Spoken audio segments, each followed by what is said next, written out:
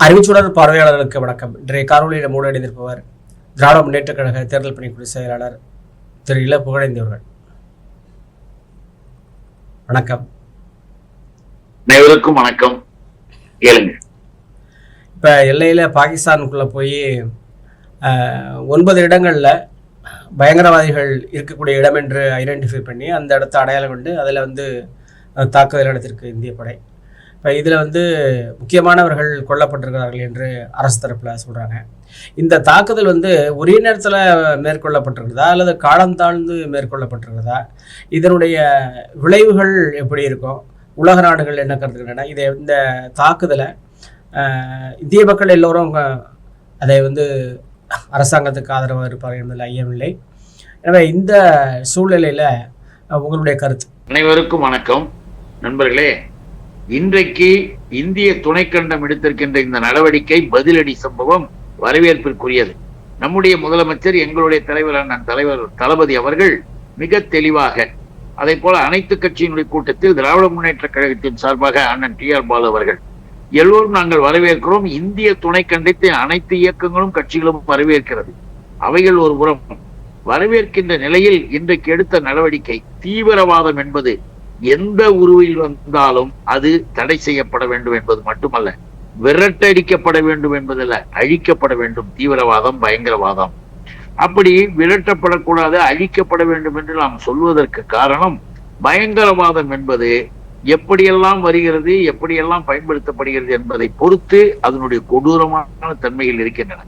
இந்த நடவடிக்கையை இவர் எடுத்ததை நம்ம வரவேற்கும். மிஸ்டர் நரேந்திர மோடி வேகமாக வெளிநாட்டில் இருந்து அரபு நாடுகளிலே சுற்றுப்பயணம் பண்ணி கொண்டிருந்தவர், காஷ்மீரிலே தீவிரவாதிகள் தாக்குதல் என்றவுடன் தன்னுடைய சுற்றுப்பயணத்தை ரத்து செய்துவிட்டு அவசரமாக ஓடியாந்தவர் நேர ஸ்பாட்டுக்கு போவார். பார்த்தா பீகாருக்கு போயிட்டார் தேர்தல் பிரச்சாரத்திற்கு.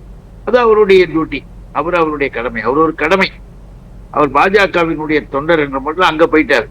பிரைம் மினிஸ்டர் என்ற முறையில் இங்க வர வேண்டியவர் அதை கொஞ்சம் வெயிட்டிங்ல வச்சுட்டு போனார். அப்புறமேல் தான் இந்த பதிலடி நடவடிக்கையை அவர் செஞ்சிருக்காரு. அதுக்கு பிறகுதான் உளவுத்துறையினுடைய செய்திகள் கூட வந்தன. 3 நாட்களுக்கு முன்பே இப்படிப்பட்ட ஆபத்தான தாக்குதல் நடக்க வாய்ப்பு இருக்கிறது என்ற தகவல் அரசுக்கு சொல்லிட்டாங்க.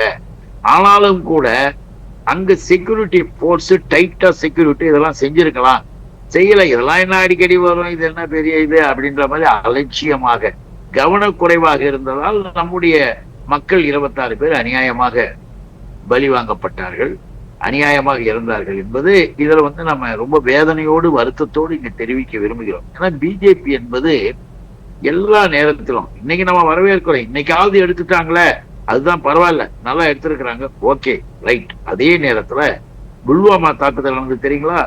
47 இந்திய ராணுவ வீரர் அவங்க பனிக்காலம் முடிந்து வீட்டுக்கு லீவ்ல போறாங்க. வீட்டுக்கு போறவங்க 47, மோஸ்ட் ப்ராபப்லி 85% சவுத் இந்தியன்ஸ், தென்னிந்தியாவை சேர்ந்தவர்கள், தமிழர்கள் நிறைய பேர். அது 47 பேர் வரும்பொழுதுக்கு முந்தைய சொன்னாங்க. மறுநாள் தான் அப்புறமேல் சொன்னார் அந்த சத்யபால் மாலிக் கவர்னர் கூட சொன்னார், நான் 2 நாளைக்கு முந்தைய சொல்லிட்டேன், சாலை வழியா போக வேணாம், ஆகாய வழியாக அவங்க போகட்டும், சாலை வழியாக போனால் ஆபத்து இருக்கிறது, மிகப்பெரிய இது எச்சரிக்கை கொடுத்துருக்காங்க தீவிரவாதிகள் பயங்கரவாதிகள் நான் சொன்னேன், கேட்கலீங்க அப்படின்னு அவர் ரொம்ப வருத்தமாக அன்றைய கவர்னராக இருந்த சத்யபால் மாலிக் சொன்னார். இவர்கள் அதே மாதிரி 47 போனாங்க, சாலை வெடி கொண்டு வச்சானுங்க, வச்சு இறந்து போனார்கள். நாம என்ன சொல்றோம், அந்த நேரத்திலும் இந்த பதிலடி நடவடிக்கை எடுத்திருந்தா, இப்படிப்பட்ட பதிலடி நடவடிக்கை இப்ப நீங்க கேட்டீங்கன்னா எதுக்காக சொல்றோம்னா, அன்னைக்கு ஏன் எடுக்கணும், அங்க எடுத்தோம், நாங்க எடுத்தீங்க பேருக்கு பதிலடி தருகிறோம் என்று சொல்லி ஒரு தாக்குதல். அது பத்தி வெளியில என்னைக்காவது தெரிஞ்சத? பாகிஸ்தான் மிலிட்டரி என்ன அதை கேலி கிண்டல் பண்ணலாம் தெரியுமா? பதிலடி என்ற பெயரில், துல்லியமான தாக்குதல் என்ற பெயரில் நம்முடைய, அதாவது அவங்க நாட்டுல, பாகிஸ்தான் நாட்டுல மரங்களுக்கு இடையில காட்டு மரங்கள் இருக்கிற இடத்துல குண்டு போட்டார்கள். அவைகள் மரங்களிடமும் போய் சேர்ந்தன. அவ்வளவுதான். பசுமைகள் அழித்திருக்கிறார்கள். அது குறித்து நாங்கள் ஐநாவிலும் கம்ப்ளைண்ட் கொடுத்துருக்கோம். யார்? பாகிஸ்தான். இவர் மோடி சொல்றார் துல்லிய தாக்குதல். இந்த துல்லிய தாக்குதல் என்ற பேர்ல அன்னைக்கு இவங்க பண்ண நடவடிக்கை என்னன்னா, இந்திய நாட்டு மக்களை ஏமாற்றுகிற விதமாக நாங்களும் செஞ்சோங்க, நாங்களும் போய் போட்டோங்க, நாங்களும் பதிலடி கொடுத்துட்டோங்கன்னு சொல்லக்கூடியது. இப்படி சால்ஜாப்பு சொல்லிக்கிட்டு ஏதாவது ஒரு கதை பேசிக்கிட்டு நாங்க அதை செஞ்சிட்டோம்னு சொல்லிட்டு அன்னைக்கு ஒழுங்கா இன்றைக்கு எடுத்திருந்த இந்த நடவடிக்கை நாமெல்லாம் வரவேற்கிறோமே. இந்த மாதிரி தீவிரவாதிகள் அங்க முகாமிட்டு தங்கி இருக்கிறது உனக்கு தெரியும். நம்ம பார்டர்ல இவ்வளவு இடத்துல அந்த முகாமிட்ட தீவிரவாதிகள் மீது அன்றைக்கே இந்த குண்டு பாய்ந்திருந்தால் இந்திய வருவதற்கே அவன் அச்சப்பட்டு ஓடி இருப்பான்.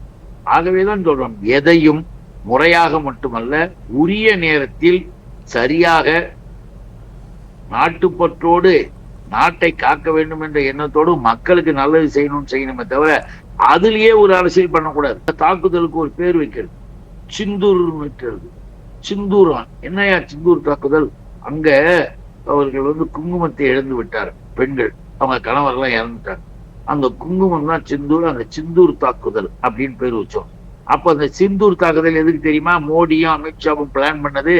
இதுதான் பிஜேபி, இதுதான் அரசு. தாய்மார்கள் பெண்களை சகோதரிகளை நாளைக்கு ஓட்டு கேட்க வரும்போது அன்றைக்கு சிந்தூர் தாக்குதல் செய்தோம், செந்தூரை போட்டு வைத்திருக்கிறவர்களே நினைத்து பாருங்கள். இதெல்லாம் தேர்தலில் ஓட்டு கேட்க நரேந்திர மோடி செய்கின்ற ஒரு இதுவும் ஒரு வேலை தான். ஆக இவைகளும் உள்ளே இருந்தாலும் இன்றைக்கு கொடுத்திருக்கிற பதிலடி வரவேற்புக்குரியது. இதை போல இனிமேல் தொடர்ந்து ஏதேனும் அவர்கள் பயங்கரவாதம் தீவிரவாதம் இந்திய துணைக்கண்டத்தின் உள்ளே வந்தால் இம்மிடியட் ஆக்ஷனாக இப்படிப்பட்ட பதிலடி தரணும் நம்ம கேட்டுக்கிறோம். அதுதான் நம்மளால பார்க்க. இப்போ தமிழ்நாடு அரசு திராவிட முன்னேற்ற கழக அரசு பொறுப்பேற்று 4 ஆண்டுகள் நிறைவடைந்திருக்கிறது, 5வது ஆண்டு தொடங்கியிருக்கிறது. இப்போ இந்த சந்தர்ப்பத்தில் பேருந்து பயணிகள்கிட்ட தமிழ்நாடு முதலமைச்சர் பேருந்தில் ஏறி அந்த பயணிகள்கிட்ட விசாரிக்கிறார். எப்படி பயணமெல்லாம் எப்படி இருக்குது, உங்களுடைய நீங்கள் நிறுத்தும்போது நிறுத்தி ஏற்றி அடைச்சிட்டு போகிறாங்களா, அதில் எதுவும் சிரமம் இருக்குதா என்றெல்லாம் விசாரிக்கிறாங்க. அவங்க சொல்கிறாங்க, இல்லை ஒன்றும் சிரமம் இல்லை, நிறுத்தி அடைச்சிட்டு போகிறாங்க, நிப்பாட்டினா நிற்கிது பஸ் அப்படின்னு சொல்கிறாங்க. அது மட்டும் இல்லாமல் எவ்வளோ உங்களுக்கு இதில் சேகரமாகுது, சேமிப்பு கிடைக்குது மாதத்தில் அப்படிங்கிறப்ப ஒரு பெண்மணி சொல்கிறாங்க, எங்களுக்கு குறைஞ்சது ஒரு 3000 ரூபாய் எனக்கு சேகரமாகுது, மாதத்தில் மிச்சமாகுது, காசு கொடுத்து போயிருந்தால் இவ்வளவு ஆயிருக்கும், இப்போ இந்த பயணத்தில் எங்களுக்கு 3000 ரூபாய் மிச்சமாகுது அப்படின்னு சொல்கிறாங்க. அவர் எல்லாரோடையும் பேசுகிறாங்க. அந்த பயணிகள் மகிழ்ச்சியோட முதல்வர்கிட்ட செல்ஃபி எடுத்துக்கிறாங்க. ஒரு மிகவும் மகிழ்ச்சி அடைந்த ஒரு காணக்கூடிய ஒரு நிகழ்ச்சியாக மகிழ்ச்சியாக இருக்குது. இதை பார்ப்பதற்கு மகிழ்ச்சியாக இருக்குது. அந்த பயணிகள் எல்லோரும் மகிழ்ச்சியாக முதல்வர்கிட்ட உரையாடுறாங்க. அவர் முதல்வர் போல அவர் நிற்கிறாரு, பயணிகள் உட்காந்துருக்காங்க. சில எந்திரிக்க முயற்சி பண்ணுறப்ப கூட இல்லை நீங்கள் உட்கார்ந்தா பேசுங்க அப்படின்னு சொல்கிறாரு. ரொம்ப உற்சாகமாக இருக்கிறது. உங்களுடைய பார்வை? 4 ஆண்டுகளுக்கு முன்னால் மே 7ஆம் தேதி முதல்வராக பொறுப்பேற்றுக் கொண்ட பொழுது நம்முடைய முதலமைச்சர் வாக்களித்தவர்களுக்கு மட்டுமல்ல வாக்களிக்காதவர்களுக்கும் நான் முதல்வராக இருந்து உழைப்பேன், அந்த வார்த்தையை அவர் சொல்லும் பொழுது அதனுடைய அர்த்தம் எல்லோருமே ஆச்சரியப்பட்டார்கள். முதல்வர்களுக்கெல்லாம் முதல்வராக முதன்மையானவராக இந்தியா பார்ப்பது என்பது மட்டுமல்ல, ஒரு மாநிலத்தின் முதல்வராக இருந்து ஒரு நாட்டினுடைய பிரைம் மினிஸ்டராக இருக்கின்ற தகுதியும் தரமும் பெற்றவராக நம்முடைய முதல்வர் இருப்பதை உலக நாடுகளின் தலைவர்கள் எடுத்து சொல்கிறார்கள். இன்றைக்கு அவருடைய திட்டங்கள், இன்றைக்கு அவருடைய செயல்பாடுகள் ஆச்சரியப்படுகின்ற விதமாக அவர் முழுவதுமாக தன்னை மக்களோடு ஒப்படைத்துக் கொண்டார். எந்த முதல்வர், முத்தமிழறிஞர் கலைஞர் அவர்கள் மக்களை நேரடியாக சந்திக்கக்கூடியவர், நம்முடைய தலைவர் அண்ணன் தளபதி அவர்கள் மக்களை நேரடியாக அவர்களோடு பயணம் செய்யக்கூடிய முதல்வராக, அதுக்கே ஒரு துணிவு, அதுக்கே ஒரு துணிச்சல், அதற்கே ஒரு தைரியம். காரணம், அந்த தைரியம் எங்கிருந்து வருது தெரியுமா? அந்த துணிச்சல் எங்கிருந்து வருது தெரியுமா? நான் நல்லது செஞ்சிருக்கிறேன், நான் செய்திருக்கிற திட்டங்கள், என்னுடைய அரசாங்கத்தின் மூலமாக பெற்றிருக்கிற பயன்கள், மக்கள் என்ன பாக்குறாங்க. ஏன் நீங்க அதை செய்யல, ஏன் இதை கொடுக்கல, ஏன் இப்படி பேசல, யாரும் அது கிடையாது. என்னம்மா, ஐயோ நீங்க கொடுத்தீங்க உரிமை தொகை, அந்த உரிமை தொகையும் வாங்கிக்கிறோம். கட்டணம் இல்லாத இந்த சலுகை, பா என் பிள்ளை குட்டிங்களுக்கு, மாணவ மாணவியர்களுக்கு அரசு பேருந்தில் கட்டணம் இல்லாததை முத்தமிழறிஞர் கலைஞர் கொண்டு வந்தார். அவர் கொண்டு வந்தது மாணவ மாணவியர்களுக்கு மட்டும். நம்முடைய தலைவர் அண்ணன் தளபதி அவர்கள் இன்று கொண்டு வந்திருப்பது அனைத்து மகளிருக்கும். ஆக ஏழை எளிய குடும்பத்திலே விளக்கேற்றுகின்ற விதமாக காலை உணவு திட்டம். நான் எதுக்காக கேட்கறேன்னா, அவர் மக்களை பார்க்கிறாரு, துணிச்சலா பார்க்கிறாரு. பேசிக்கிட்டு வராரு, எல்லாரும் சந்தோஷமா ஓடி வந்து கை கொடுக்குறாங்கன்னா என்ன அர்த்தம்? அவருக்கு இடையில் எந்த விதமான நிலையும் இல்லை. அவர் தான் சொல்றார், இது வழக்கமான ஆட்சி அல்ல, அனைவருடைய வாழ்க்கை தரத்தையும் உயர்த்துகின்ற ஆட்சி. இந்த வார்த்தையில பாருங்க, வழக்கமான ஆட்சி கிடையாது, அனைவரின் வாழ்க்கை தரத்தையும் உயர்த்துகின்ற ஆட்சி. அதைத்தான் நான் செய்து கொண்டிருக்கிறேன்.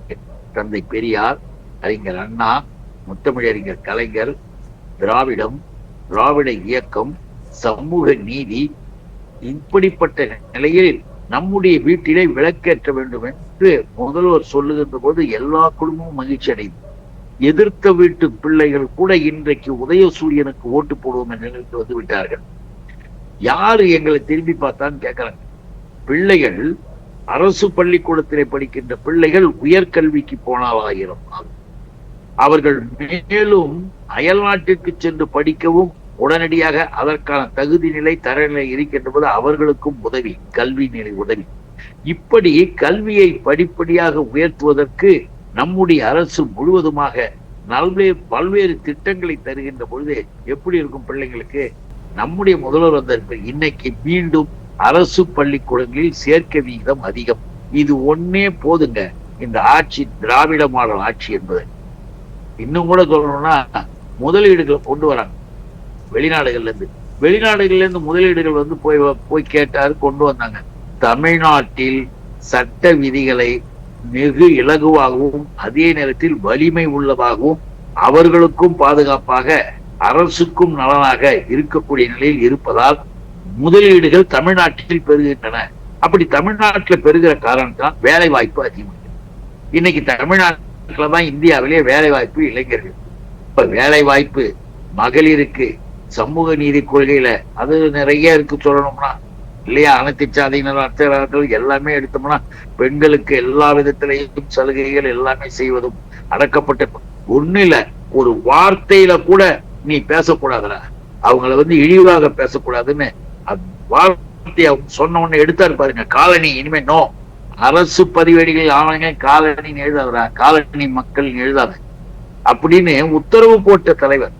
ஆக 4 ஆண்டு முடிந்தது, தொடரும் இந்த பல்லாண்டு இது தொடர வேண்டும் என்பது மக்களுடைய விருப்பமாக இன்றைக்கு எல்லா இடங்களுக்கும் தெரிகிறது. அதனாலதான் மொழிக்காகவும் சரி, இனத்துக்காகவும் சரி, பகுத்தறிவு, அதை சொன்னால் பாருங்க, கல்வி நிலையங்கள்ல அறிவு போட்டிருந்தாங்க. அறிவை தூக்கி எட்டால வச்சுட்டு அது என்ன இந்த கதையெல்லாம் சொல்லிட்டு இருக்க. பள்ளிக்கூடத்துல போய் புராண கதைக்கு இப்ப என்ன வேலை? அது வெளியில உட்காந்து நீ சொல்லிக்க, நாங்க வேணாம்னு சொல்ல. ஸ்கூல் கோயிங் ஸ்டூடெண்ட்டுக்கு அது என்னது? ரைட் சகோதரர் பேரை எடுத்துட்டு புஷ்பக விமானத்தை போடுறான்றான். ஆகா விமானம் இனிமே கிடையாதுன்றான். ஏரோப்ளைன் போடாத, புஷ்பக விமானம், நாங்க புஷ்பக விமானத்துல பரப்புன்றான். அது தெரியுமா நம்ம பிள்ளைக்கு? அவன் என்ன போட்டிருக்கானு தெரியுமா? அந்த யோகி பாகி எல்லாம் இவர் தொடர வேண்டும், தொடர்ந்து பல்லாண்டுகள் இந்த மண்ணை ஆள வேண்டும். திராவிட மாடல் என்பது இந்தியாவிற்கே எடுத்துக்காட்டாக உலகம் உற்று பார்க்கக்கூடிய அளவிற்கு இன்றைக்கு பெயர் பெற்றிருக்கிறது என்றால் முதல்வர் அவரை திராவிட மாடல் தலைவராக வரவேற்கிறேன். தங்களுடைய நேரத்திற்கு மிக்க நன்றி. அனைவருக்கும் வணக்கம். நன்றி.